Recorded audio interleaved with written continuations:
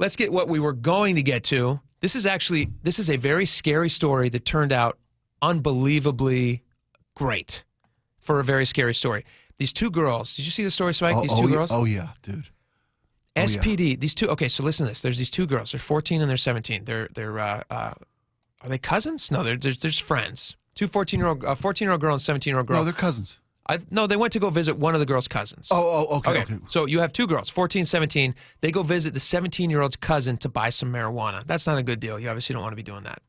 But they get there, and one of the acquaintances who was with the cousin is a guy who goes by the name in the story of as Tony. Now, according to the police, they went there. They smoked. These two girls smoked marijuana with these guys, and another acquaintance. And the girls felt afterwards strange. They didn't feel like they had just smoked weed. They felt like maybe it was possibly laced with something else. Now they're getting worried. Now they find themselves. Listen about this. If you're a parent, think about how scary this situation is. Your two kids are in the back seat of some strange young man's car. They're feeling woozy and they're feeling like they have just been drugged. They've been dosed. They've been dosed. Yeah. They don't know what's going on, and they want to get out of there. But they're in the back seat. They're in a very vulnerable position. So this 14-year-old girl, this little girl, whoever taught this kid, she learned right. According to the police, one of the girls attempted to have them stop the car, pretending that she needed to get sick. Their response to that was that they showed the girls that they had guns. And they said, quote, "You see this? You want to get popped?" One of the men in the car said after flashing a gun. That would scare the heck out of anybody. So scary. So before arriving at the destination where these guys are then taking the girls to, they attempt to get the girls' phones from them. They say, "Hey, we want to play something on the car speaker or whatever. We need your phones." So they're trying to take away their communications abilities. Again, this situation is getting worse and worse. So how does the story end up with a happy ending? So one of the girls, before they get there, she says, "Hey, I'm going to call for a pizza. Let's order some pizza." So she calls for a pizza. Actually, she's calling 911. And while she's on the phone with 911, she's faking a pizza order. Yeah. And she's giving enough information that the cops are able to get clued into what's going on. And then she's able to alert. The police have now been alerted. And they're able to be sent out. And the 14-year-old girl, who's just a whip-smart kid, she then fakes like she has a call from her dad, and she ends up kind of like getting a little bit of distance from these guys to take this call, and then she runs off when they're not looking. But the 17-year-old is still stuck there. And that's when the police arrive. And the police arrive, and they arrive in time, and they get this girl. Can you believe the story?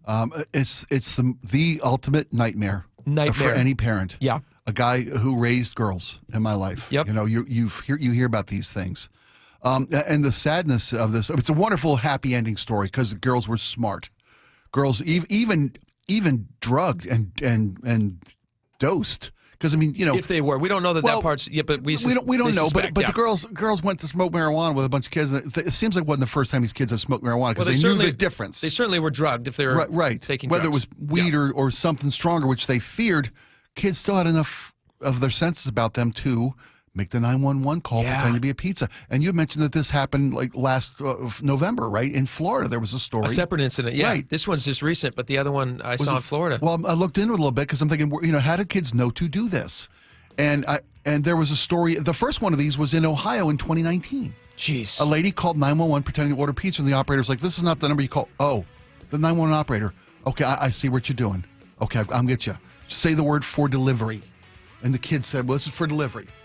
You know, and that was the key word. They knew. And you know, was the guy still there? And they called and the cops knew what address to come to rescue this. That kid had been abducted in Ohio back in 2019.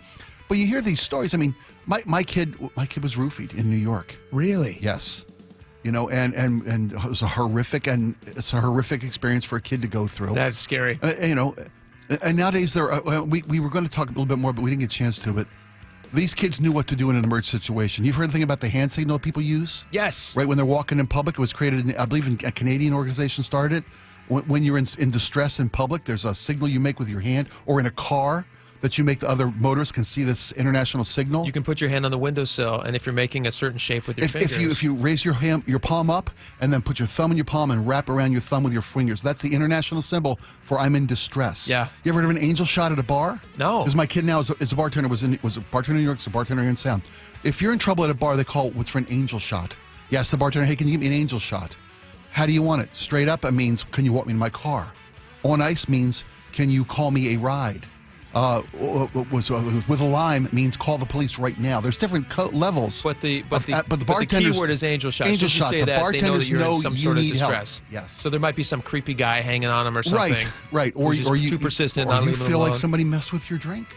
Wow. Things like that. I mean, it's heartbreaking that we have to live in moments like this in the world, that the world has such evil players in the world, that our kids are a danger, like these two kids in this story. Yeah.